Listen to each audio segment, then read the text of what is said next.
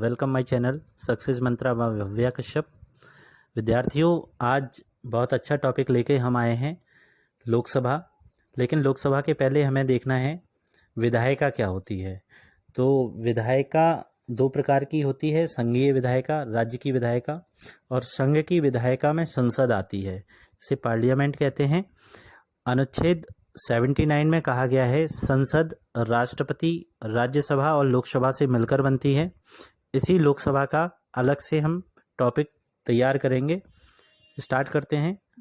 लोकसभा संसद का प्रथम सदन या निम्न सदन होता है। इसे लोकप्रिय सदन भी कहा जाता है क्योंकि इसके सदस्य जनता द्वारा प्रत्यक्ष रूप से चुने जाते हैं या निर्वाचित होते हैं। लोकसभा का गठन एवं संरचना देख लेते हैं। लोकसभा के गठन के बारे में संविधान के अनुच्छेद 81 में गठन का प्रावधान किया गया है। आर्टिकल याद रखना, अनुच्छेद 81 कई बार एग्जाम में पूछा गया है। किससे संबंधित है? तो लोकसभा के गठन के बारे में, गठन से संबंधित है। लोकसभा की अधिकतम सदस्य संख्या 552 हो सकती है, ये भी एग्जाम में क्वेश्चन में पूछा गया है। अगला है इसमें, इनमें से अधिकतम 530 सदस्य राज्यों से निर्वाचन क्षेत्रों से आते हैं। 20 सदस्य संघ राज्य क्षेत्रों से निर्वाचित किए जा अनुच्छेद 331 के तहत राष्ट्रपति आंग्ल भारतीय समुदाय मतलब एंग्लो इंडियन के 2 सदस्यों को लोकसभा में मनोनीत कर सकता है। लेकिन 25 जनवरी 2020 को लागू हुए 104वां संविधान संशोधन 2019 के द्वारा लोकसभा व राज्य विधानसभाओं में आंग्ल भारतीय समुदाय के व्यक्तियों हेतु स्थानों का आरक्षण समाप्त कर दिया गया। देखिए, हम आपको बता दें कि लोकसभा में अनुच्छेद 331 के तहत राष्ट्रपति 2 आंग्ल भारतीय सदस्यों को मनोनीत करता था और राज्य विधानसभाओं में अनुच्छेद 333 के तहत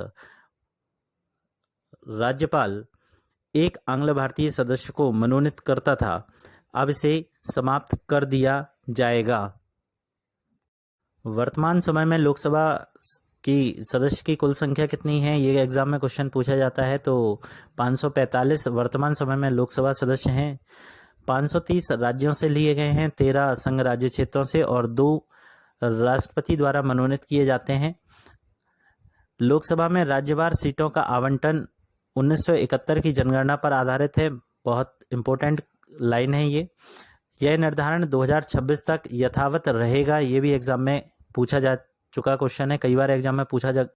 लोकसभा सदस्यों का चुनाव देख लेते हैं। लोकसभा के सदस्यों का चुनाव प्रत्यक्ष रूप से वयस्क मताधिकार के आधार पर होता है।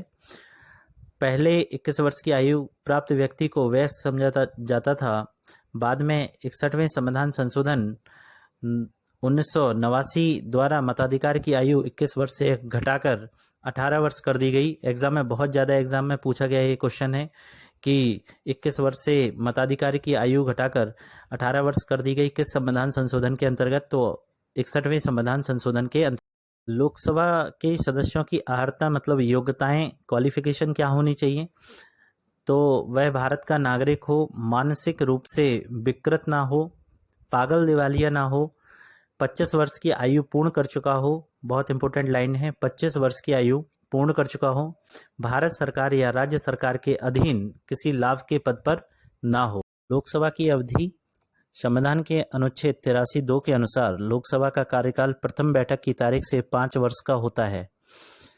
लोकसभा राज्यसभा की तरह स्थायी सदन नहीं है, अस्थायी सदन होता है, अर्थात इसका विघटन 5 वर्ष या इससे पहले हो सकता है। अब विघटन कैसे होगा? तो प्रधानमंत्री के परामर्श पर या मंत्रिमंडल के परामर्श पर राष्ट्रपति के द्वारा लोकसभा को भंग किया जा सकता है। आपातकाल की स्थिति में संसद विधि द्वारा लोकसभा के कार्यकाल में वृद्धि की जा सकती है, जो एक बार में 1 वर्ष से अधिक नहीं होगी। विद्यार्थी, ये लोकसभा का पहला पार्ट है। नेक्स्ट पार्ट आपको अगली वीडियो में देखने को मिलेगा। अगर आप चैनल पर नए हैं तो आप इसे सब्सक्राइब कर लें। सभी विद्यार्थी चैनल से जुड़े रहें, वीडियो अंत तक देखा करें। अगर आपको आज का वीडियो पसंद आया हो तो चैनल को सब्सक्राइब, लाइक, कमेंट और ज़्यादा से ज़्यादा शेयर करें। धन्यवाद।